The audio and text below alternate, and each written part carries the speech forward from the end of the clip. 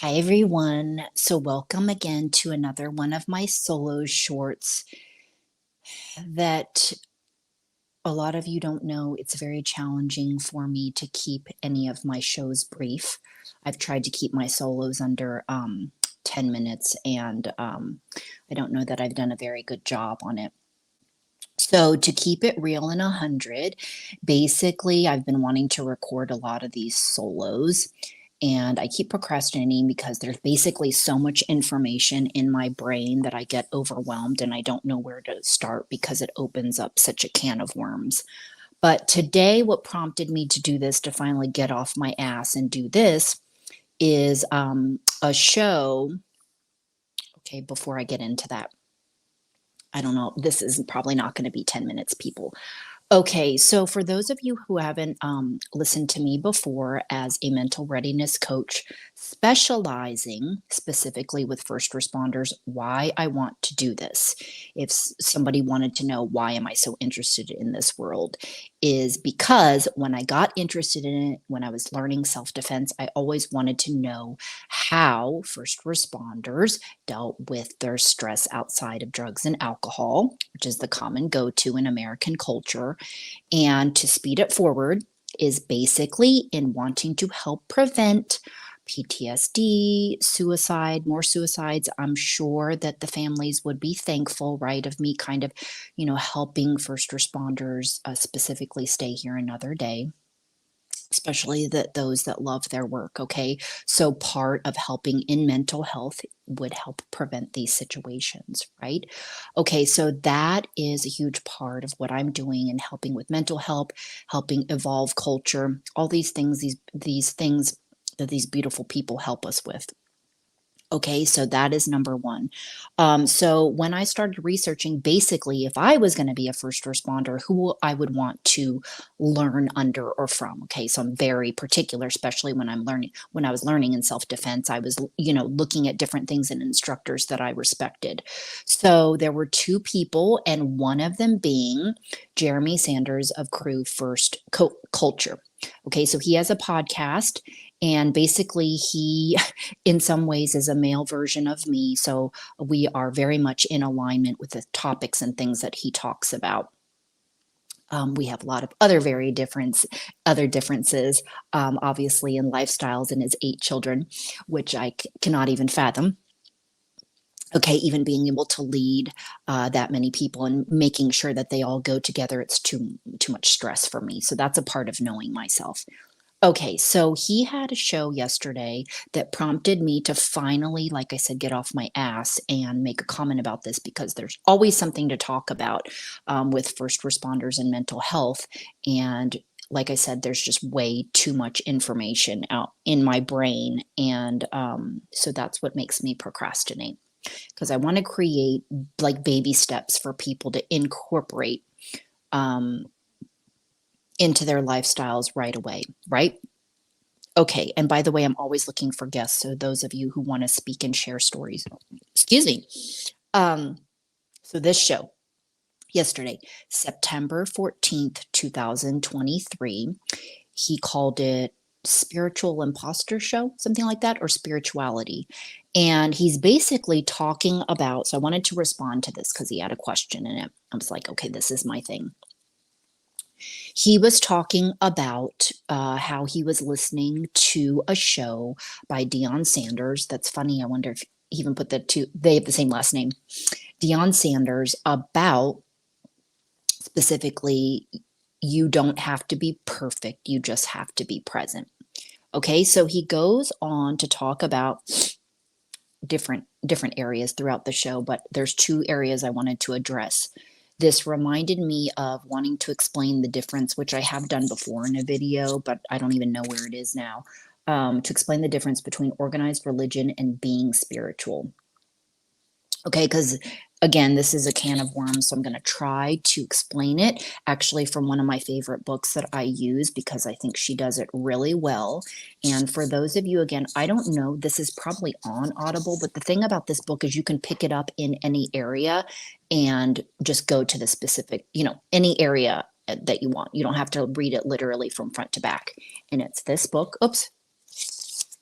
The Power of Oneness by Sandra Brosman. So this is one of the books that has helped me. No, this is not first responder specific. This is just about oneness. And I'll talk about it later because we are going to reference the God word and topic. So what I wanted to read to you, this is just really brief. Like I said, I'm trying to make this video as short as possible so that if it is something that was popular and people wanted to talk about more, we could definitely talk about it more. I just kind of wanted to maybe pique your interest. Okay, so this is page 79. I love this book, just to let you know, just talks about all kinds of things, including how to forgive oneself. Okay, is spirituality the same thing as religion? Page 79. The terms spirituality and religion are frequently used interchangeably. However, they do not mean the same thing. A religion is a social structure created by humans based on a system of beliefs, attitudes, and practices. There are many different religions in the world. Most of them have chosen a particular path to follow in our eternal human quest for deeper truth and love. We may choose to belong to a particular religion due to family tradition, life experiences, a desire to be with people of like mind, and many other personal reasons. We can also choose not to belong to any religion at all. So, what I want to say right here is that if you look at it, this is just again from my perspective, and I'll tell you a little bit more later on about how I grew up, is that we're all going for the same thing. I feel like it's all, but because of the cultural conditioning and everything else, it's made us feel that things are separate, that people are believing in different things. But that is not the truth for me. Okay, so I want to share that with you. So lastly, it says, because this is a nice little motivational thing, spirit, the breath of life, is an innate part of who we are. Whether we belong to a religion or not, every human being has a spirit because we are all part of creation. We do not need to choose it, nor do we need anything to be chosen. Like breath, it simply is. We each have a direct spiritual connection with the unconditional love of a higher reality, and we are each free to choose how we want to perceive it. There is nothing we need to do to qualify in order to be worthy of making this direct connection, and it is not necessary to have an intermediary to access it. Okay, and Jeremy will talk about it and from how he grew up. If listening to the full episode, it's only about 20 minutes. He will explain from his perspective. Sorry, again, this hair is bothering me. Okay, so I keep in mind from my perspective that I'm recording this, which I think that is good because I'm not talking out of my ass when I say that I grew up on this topic of both Baptist and Buddhist. Baptist, I found out later to be was very strict. It wasn't forced upon me, but yeah, I didn't want to stand up and tell my beautiful stepmom who's loved me unconditionally, like, I don't want to go to church, like, I don't believe in this because this is not unconditionally loving to me the way that they are being there. And so Baptist and Buddhist, okay, so my Thai mom was Buddhist, so I had the influence of that philosophy, which to me is a philosophy of mastering your mind. There's not a set of you do this and this and this. If you don't do this, you're going to hell. So I always knew that I was a good person and I despised going to church, but I followed through till I was about the age of 19. I still laugh at myself because I just think it's funny that I was reading Clive Barker horror books under the table at Sunday school. So anyway, I just had a lot of disgust. Okay, so I'm not saying anything of this being right, but this is just how I was. And so I came from that way and a lot of negativity around the word God and different things, right? Being unconditionally not unconditionally loving. And there are these rules. If you don't do these sorts of things, you're going to hell. Okay. So that's where that came from there before I get off on a tangent. Okay, I just respected and I was more into the Buddhist philosophies and it made more sense to me. Okay, so that continued basically until my early 20s, that I learned a lot to be able, because I also had a lot of negativity around the word, hearing the word pray, and knowing that I could use it alongside meditate also helped me. Okay, and then I've also talked about, and he references a lot in his book, Ernest Holmes, um, two books, Prayer and The Thing Called You, or A Thing Called You. I always mess up kind of the title. So for those of you that want to research it, those are very easy, simple reads too, and they have a lot of meditational, intentional prayer stuff in there that I like. Okay, so that's going off onto my own show, which I am not here to do that today, or my story.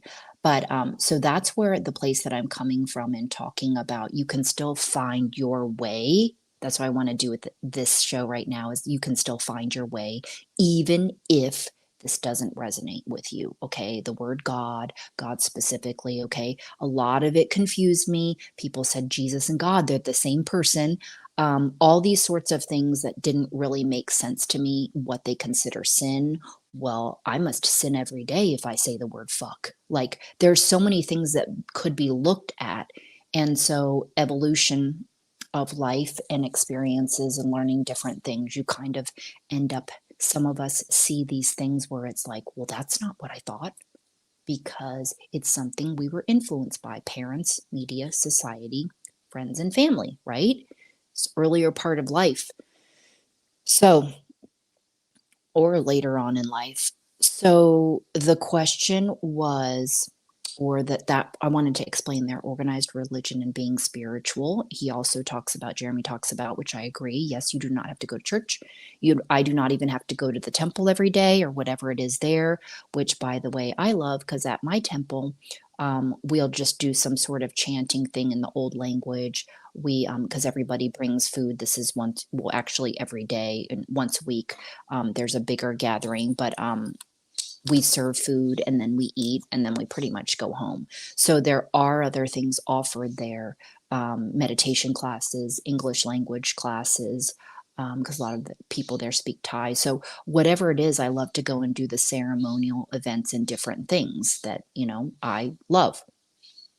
Okay, so some of this is new information for people, some of it is not, right? The whole going to church. I'm sure you've heard of, there's people that go to church and do not even practice any sort of spiritual living, or trying, I don't want to say trying to be a good person, because I've always felt I was a good person. So there's no efforting in that way. I've never really understood that. But some people do, I think they really feel they need it in order to live their best life. Okay, I just know for me, um I whether I need it or not, it's like I do need it, but I already, I guess, have already lived the life of serving and all that stuff. I knew that from a very young age, 14. I forgot to tell you too that I was baptized, which I totally is nothing to regret. I love it because there's a lot of cultures that look at that as a way of cleansing themselves. And that's for another topic show on ablutions, they're called. So I wanted to explain that to you. Okay, so his second question was, and I'm sorry if it's not exact, but he basically said he wanted to know what makes people avoid God, turn away from him, or turn away from their calling. I have a lot to say on that, but what I wanted to start with, just a couple of reasons, and there's lots of reasons, okay? I already told you, number one, my experience, what made me turn away from source or any sort of goodness in that way. Okay, so I already knew I was here to help people and serve people and empower. It's just been in a lot of different areas of my life, including teenage girls. I knew that from the age of 14, but I still kept going with who I was and what I was doing. I just had negative thoughts around the term God and everything associated with it, right? If you don't do these things on this list, you're going to hell. If you, that, we'll just start with that, right? Okay. So that's one reason, right? So if you want to say turning yourself away from your calling or whatever it is, or your turning away from God. Okay. 2, some people just don't believe in anything. They don't know what the hell they're doing here. They don't know what's going on. What is the word that I heard? I forget what it is. I was going to say cob. Another person just on the wheel being a robot. Basically you grow up, you go to college, you get a job, you have kids, you die. Basically, right? They don't even know that there's anything after life, whatever. Okay, so then there are those people don't know what's going on. Okay, they don't know what's meant by a calling. They don't know that they have anything to offer. There's that. Okay. Then there are people that have a lot of experiences and they feel God, source, whatever it is, right? Who is this person who has basically done nothing for me? All these bad things happen in the world and don't think they are worth a goddamn or have value. If you don't feel you are worthy of anything, or like I said, worth a goddamn, why would you even think, okay, even if you have unique gifts, nobody cares, right?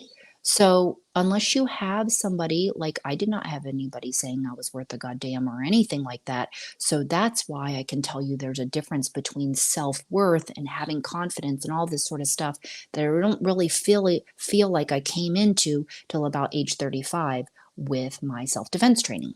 Okay. So this is a huge part where I feel like I have a lot in common with David Goggins, which I've been listening to more of his stuff lately, because we can tell you all of these sorts of things, but unless you build it inside of yourself that you are worth something or having the help of somebody believe in you, you're not going to believe it. And that's also why we drop off. If you don't find the passion that helps discipline you to keep going, that's another thing. Okay, that's another show. So that's the third part that I wanted to talk about is it's an overall attitude. Is that yes, it's going to make you avoid you don't even know about this whole calling and purpose, and that word also I could go into more talking about purpose because that word is used so many different ways. It's almost like I love the best one that's just living a life of purpose, like that's just good overall, because sometimes I think it's you have different purposes. There's different purposes and then there's a calling and then mission and then okay, calling and mission could be the same thing. Okay, so I wanted to finish off because that is a huge part of it. Knowing and feeling that you have value and you have things to offer. How do you get to that point? It's not just about reading a couple of affirmations and I'm all good. That's like saying, oh, I am worthy, I am extraordinary, I am beautiful. Well, if you don't feel it in your subconscious, which is why hypnosis is so great, um, but again, you have to want it. And why would you want it? Well, maybe it's because you really just have to find that deep cause that you want to help with in the world. The thing that makes you cry, the thing that goes and penetrates into your skull, yes, penetrates into your skull. Like you want to stop child sex trafficking, you know? So I'm just giving you an example as in law enforcement. Okay. Jeremy Sanders is firefighter. And probably one of his huge passions or his main passion, right, is fire culture, right? So changing and evolving fire culture. It does not have to be extreme like sex trafficking. I'm just giving an example, okay? And a lot of us out here have higher causes or purposes, if you whatever you want, higher calling and mission work than others, okay? It doesn't have to be extreme. Okay. I put way more in this video than that I typed, but I'm going to wrap it up here. Coming down to you, believing in yourself. If you feel like you need God or source or whatever to help you, that is great. That is one way of a guidance system, okay? But there's also yourself. Who do you think pushes David Goggins? Himself. He's just on many levels amazing because he doesn't need a coach. He drives himself. I was best describe it that I was going to talk about him is that is what I can relate to and is hard, maybe hard to difficult to understand for people is that it's like you get an addiction to personal growth in terms of overcoming yourself. Okay? Get addicted because once you see what is possible, it is like an addiction. You're like, what else can I do? Now, he has done things that I definitely probably would never do or can relate to on that level, but I know all of it's possible. So if people are saying it's not possible, that just means that they haven't, but they don't know of the power of the subconscious mind, which is one of my favorite books. Okay. So it's all mindset, but the motivation and the everything and all of that, it takes so much effort. It's so just easy to be lazy. Okay, so to close, I said already, um, or I didn't say that, I did say this. You don't have to go to church to be spiritually connected. I don't have to go to the temple. I don't have to do any of those sorts of things in the outside world because it's about connecting within. Okay, I will talk to you guys more about what you can do to show yourself, give you an example of life's connections and what you think about, you bring about. Okay, just thoughts make things. I'm not the new person saying this, but I can definitely give you lots of examples that are not coincidences and all those things where you're like, oh, I was thinking of them and they text or call me or whatever. It begins there. Okay. And when you look at the pattern in your life and you actually see, oh, like you see the pattern of who you had in your life, the stages of your life, the relationships that you were attracting, why you keep doing the same thing and over again because you didn't learn. Okay, it's just paying attention. That's part of the intuition and trusting your gut and all of that is paying attention. And not a lot of people pay attention. That's why I think sometimes I'm like, what am I doing that's really that different than anybody else? And it's probably just the way that I learned. And again, an example of a human's potential. I think Mr. David Goggins and I also have that in common too, is that we are examples of a human's potential. Okay. So, I believe I'm a good person. I try to live my best life, striving to help others and serve. That's all that I want to do and give love. I believe in moral codes, of course, which have innately always been in me. Yes, I have all of those conditioned traits and different things, but I guess I've just have evolved in certain ways to understand that it was conditioning such as jealousy. Okay, that is something that it's like, well, that's not loving. Why do I feel like that in any sort of way, right? The only difference is, I would say, is that if it was somebody I was comparing myself to, we're just going to say, um, or again, I don't remember what stage of this is, but let's just compare with dancing. It was more so, how can I do that? How can I be like that instead of crying or whining or whatever and wondering? So I think that just came with age and time and me wanting to learn things like how to samba dance, which is kick-ass. Okay, I believe so. I believe in moral codes. I believe in some traditional concepts in American pop culture, some concepts within marriage, um, that I don't think it's like legalizing something. I've always thought that having to legalize something to make it official. When I also think nowadays, if it was just you wanted to be able to give half of your everything to somebody else, you can sign documents, legalized documents. I don't like, I think there are things, well, I don't know for sure, like that you can do that it wouldn't have to be, oh, it's only when you're married. I haven't done a lot of research on that.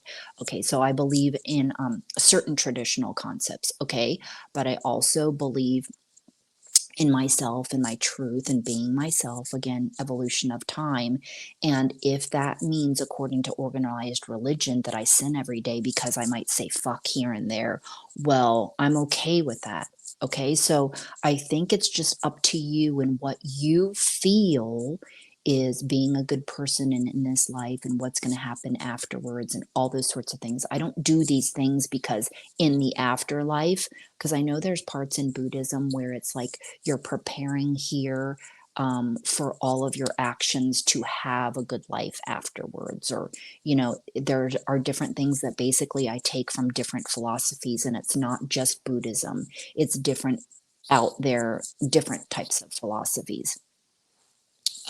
Okay, so reading here, I just hope that my experiences and my stories, and I need to give you guys more examples to help you in the freedoms that I believe in that I didn't even know that I could have, to share it with you, because a lot of people don't believe we have a choice to those freedoms and living the lives that we want. So hopefully these my stories and experiences will help you feel like that you can, okay? Because there are so many pressures, including in relationships, work or platonic. So many fears, and when you get past those fears to what and have realized make you happy, you will understand, because I was the person. Introvert became more extroverted. I was a people pleaser. I was a fear of guns. I was fear of so many different things that I could go on and on and on.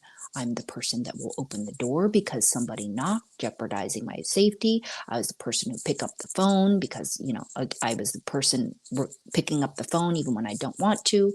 I feel guilty for saying no, going to events when I'm not busy.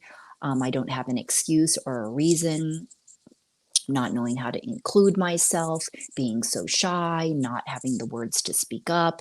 And now you're getting all of this in this video that I am not recording again. So again, I'm putting information in here that is way going off Jeremy's show, but I feel like you needed to hear it because it kind of goes all together in terms of living the life you choose and what that means. The good thing is the younger generation, I feel like, are more evolved, and you're more open, but definitely you still have questions about the spiritual world. Okay? I still do, most definitely, of course. So there's a lot of stuff I have still not gone through and experienced, obviously, but I will never run out of material. So to close, I thank you, Jeremy, for putting out this video that I think a lot of people do need to hear about, okay, whatever parts resonate with you, but that even he says, right, he can still be spiritually connected even though he doesn't go to church, and he tries to do his best. So just the showing up, I feel like people need to hear this, just the showing up in personal growth and having an interest in yourself, right? That's part of putting in the work. Thinking that you have to be perfect as a whole, right? This is going back to the expectations that you feel like you have to meet certain expectations in order to be loved and accepted. And that is false to me, because that means, right, I am not being unconditionally loved. Okay, so whatever you feel and path and whatever helps you, it's great because it's your path. I'm just part of one of those people that is saying my way is a way, Jeremy's way is his way. Whatever it is, you have the choice. Okay, I'm giving you permission to have the choice to choose, and you don't have to pick one thing. I actually feel like I have 5 different belief systems, different things that I've studied. Like I said, Buddhism, something called Sufism, which is a mystical type of love that will talk about all kinds of strange life connections with people and thought leaders and different people from the past.